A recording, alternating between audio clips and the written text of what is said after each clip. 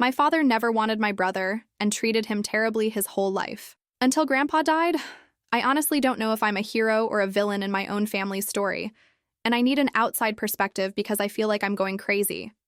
My entire extended family has painted me as a manipulative monster, and I'm starting to wonder if they're right. To understand any of this, you have to get the layout of my family. I'm Noelia. The main players are my father, Hector, and my younger brother, Mateo. We grew up in San Salvador, in the house my grandfather built. It never felt like a home, more like a fortress. There's a massive black iron gate that scrapes against the concrete drive, and the sound of it slamming shut behind you always felt so final. All the important family discussions, which were really just my father laying down the law, happened on the back patio. I can still picture it. The wilting bougainvillea, the air thick with humidity and unspoken resentment, my father sitting like a king on a plastic throne. My father is a man who sees every relationship as a transaction. Affection is currency, and he's a miser. His entire life has been this long, bitter campaign to win the approval of his own father, my abuelo, and he failed. Spectacularly. He never got it, and he never forgave the world for it. So he passed that failure down. I learned early on how to navigate his moods, how to make myself small and invisible when he was angry, and just useful enough when he needed something. I was a survivor. Mateo was never a son to him. He was a scapegoat. He was a walking, breathing container for every single one of Hector's professional failures and personal insecurities. If a business deal went south, it was somehow because Mateo had left his shoes in the hallway and distracted him that morning. If he argued with my mother, it was Mateo's fault for needing new school supplies and putting financial pressure on him. It was a constant, quiet, soul-crushing cruelty that left no visible scars. The only thing that made our childhood bearable was Abuelo. While our father was a cold, distant planet we were forced to orbit, Abuelo was our son. He was warmth and unconditional love and the smell of cigar smoke and old books. He loved us both fiercely, but he saw what was happening to Mateo. He saw the way my brother flinched when Hector entered a room.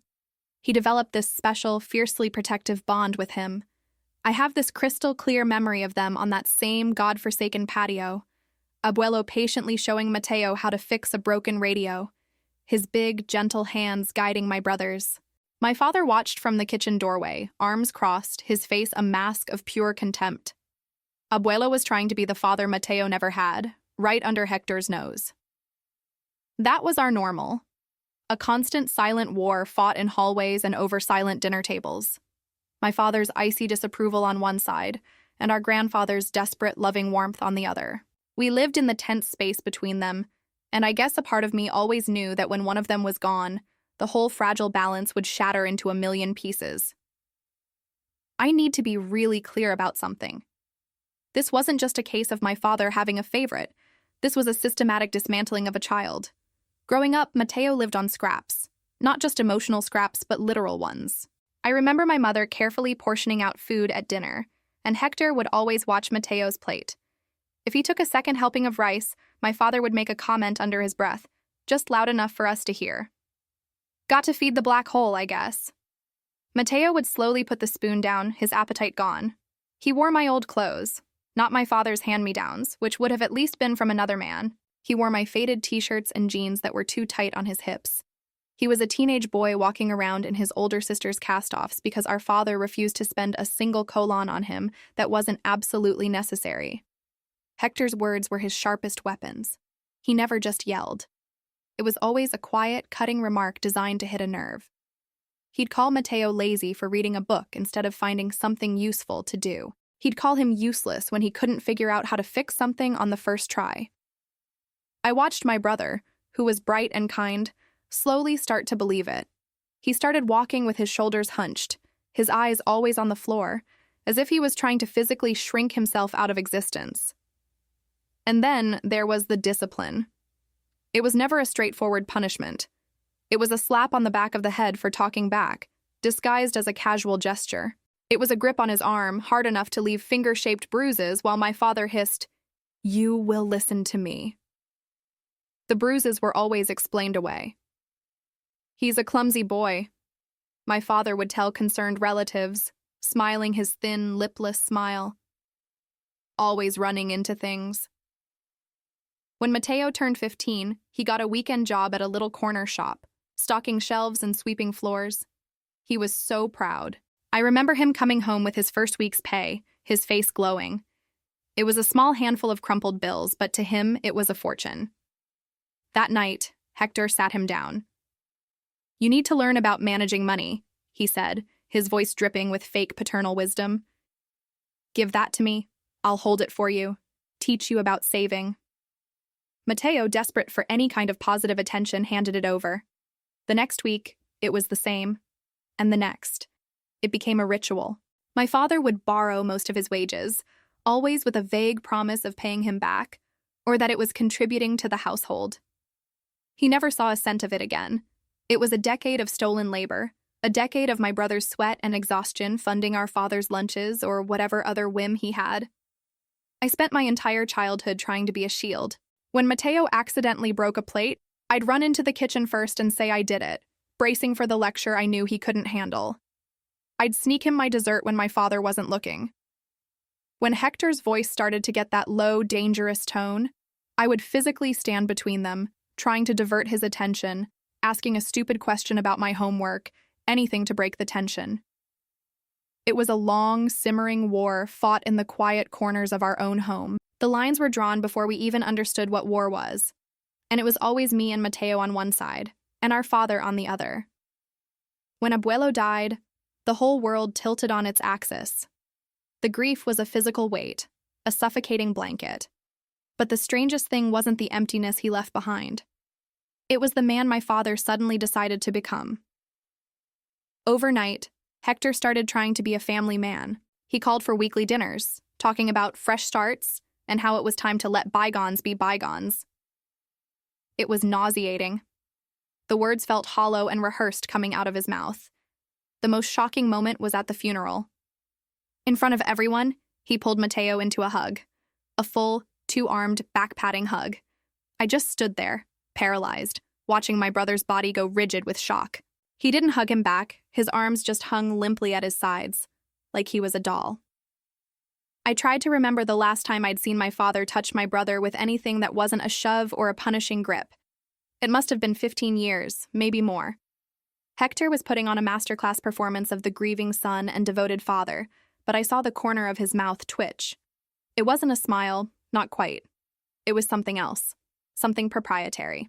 A tiny, stupid part of me, the little girl who never stopped wanting a dad, hoped it was real. I wanted to believe that losing his own father had finally broken something open in him, that he saw his own mortality and wanted to fix what he'd spent a lifetime destroying. But my gut, honed by years of surviving him, was screaming that it was all a lie.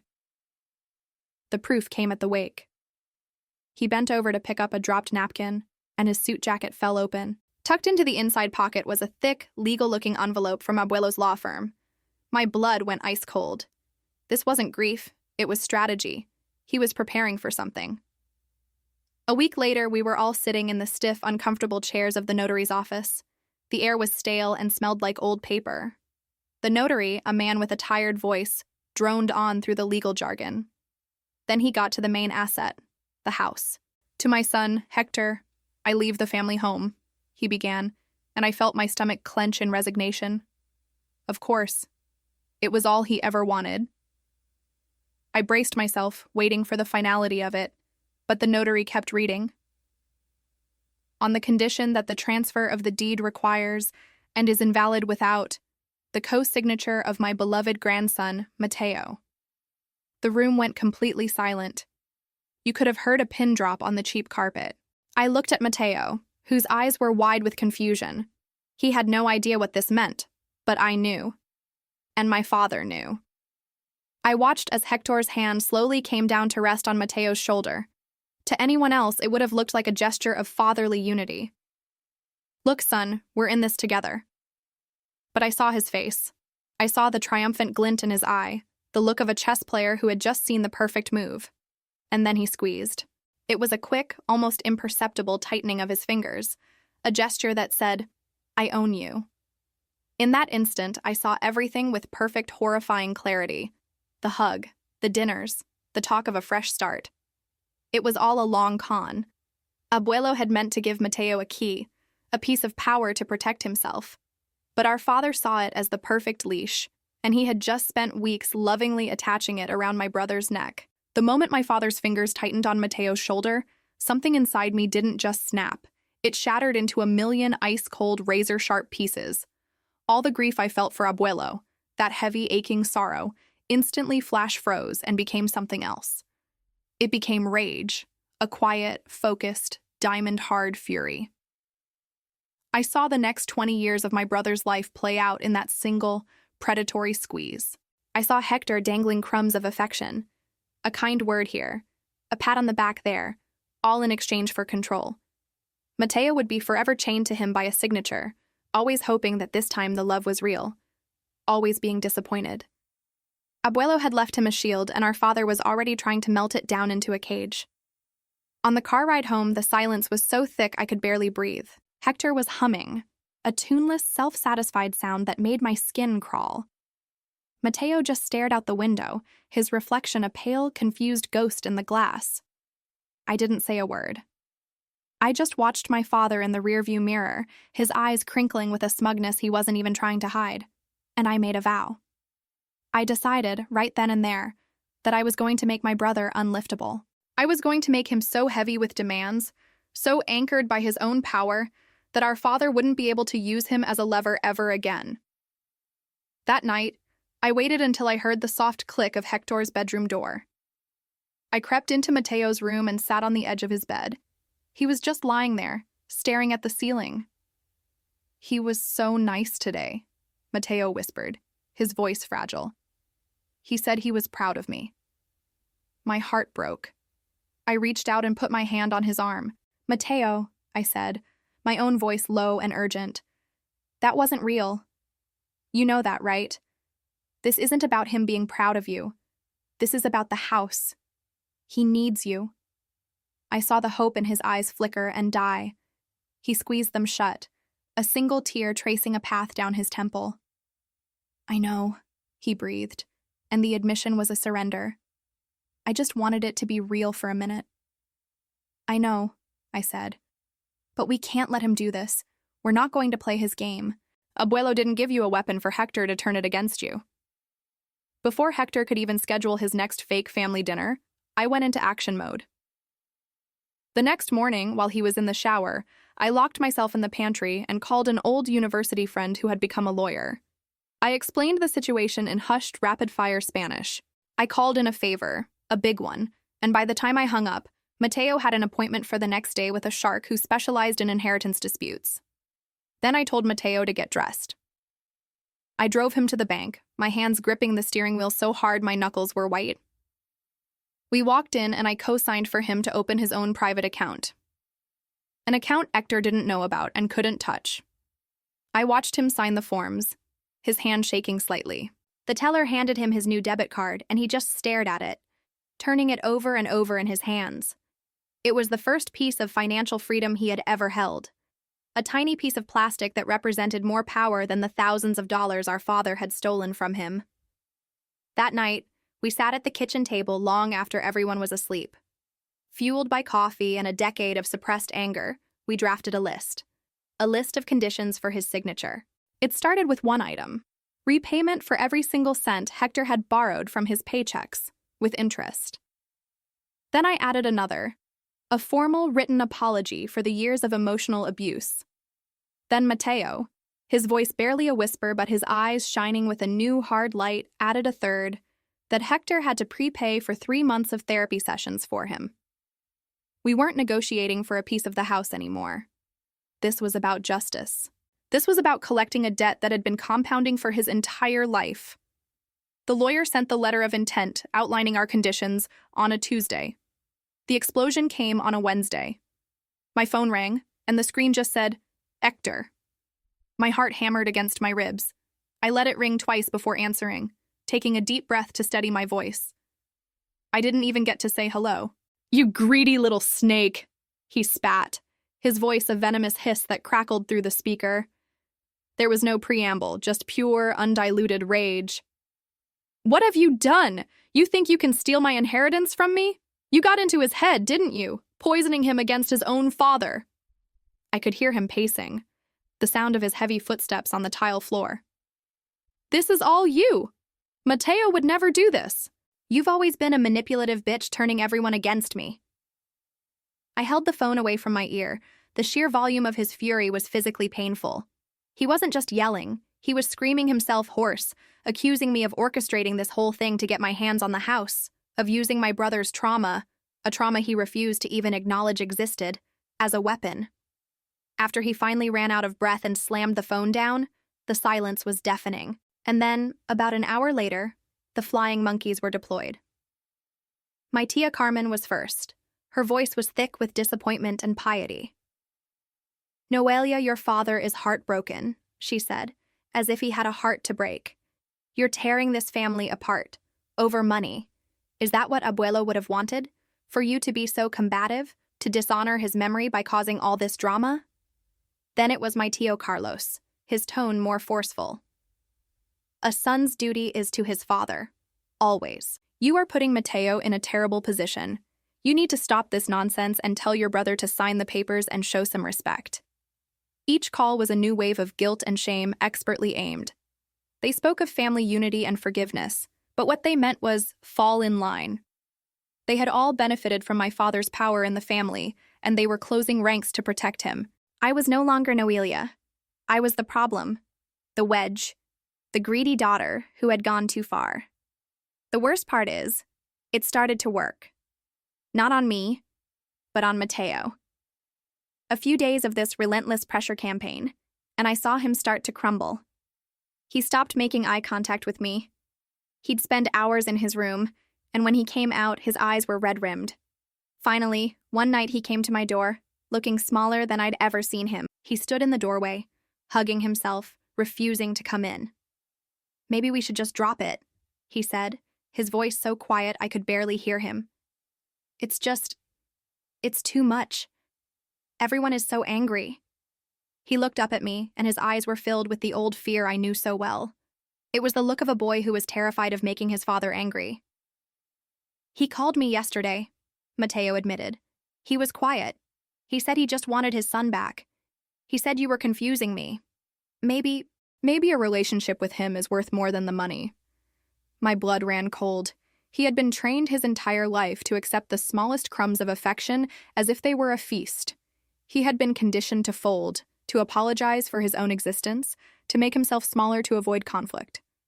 And after just a few days of pressure, his training was kicking back in. He was starting to believe that the fake, conditional love our father was offering was better than the terrifying fight for his own freedom. He was starting to fold.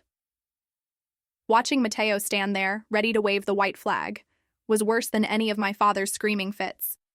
It felt like I was watching him willingly walk back into a burning building because he was scared of the cold. His words, "Maybe a relationship with him is worth more than the money," kept replaying in my head, each time with a sharper edge.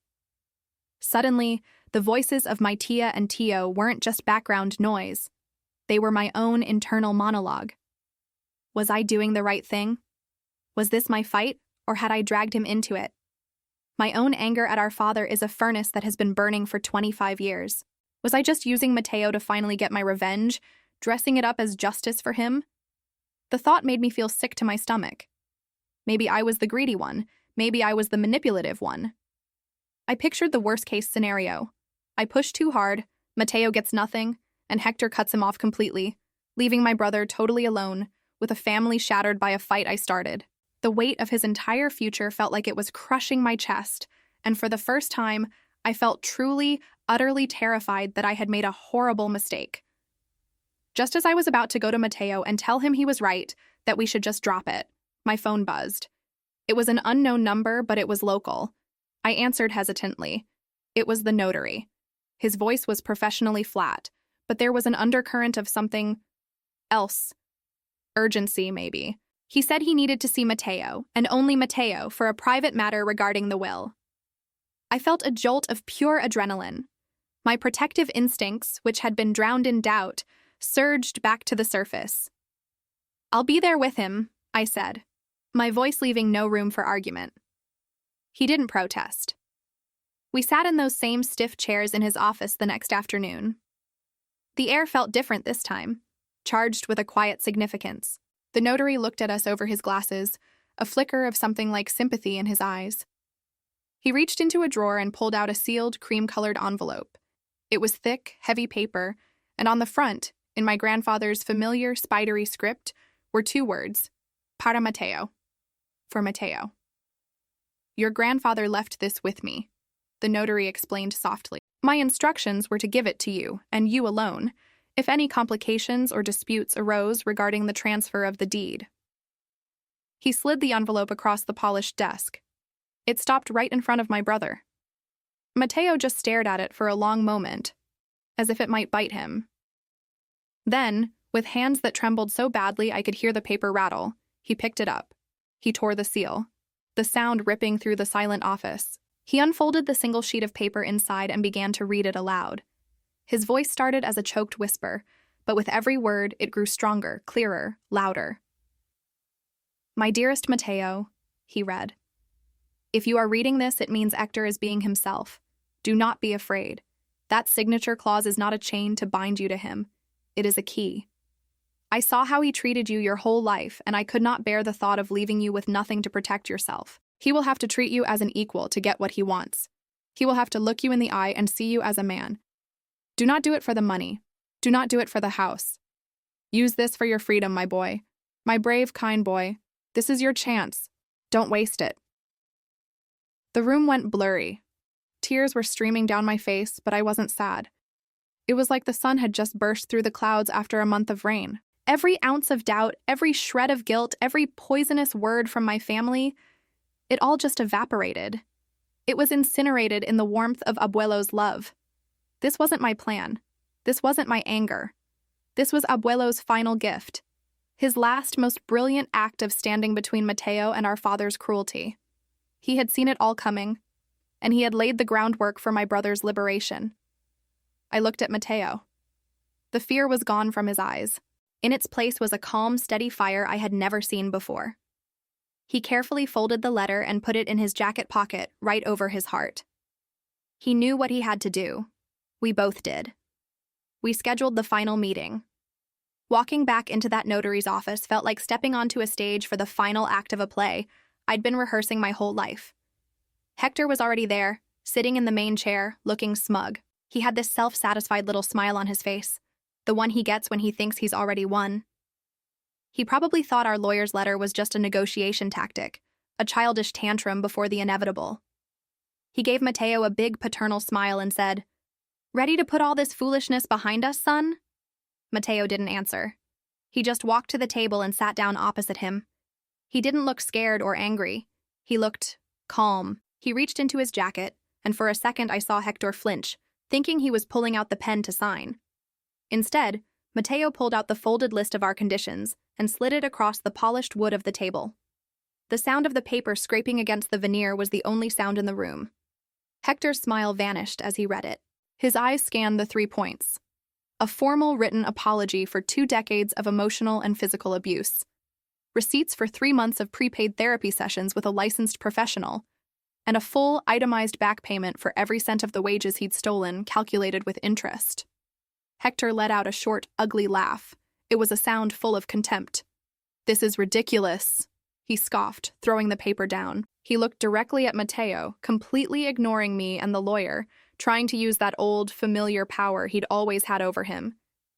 His voice dropped to a low, commanding tone. "Don't be a fool, Mateo.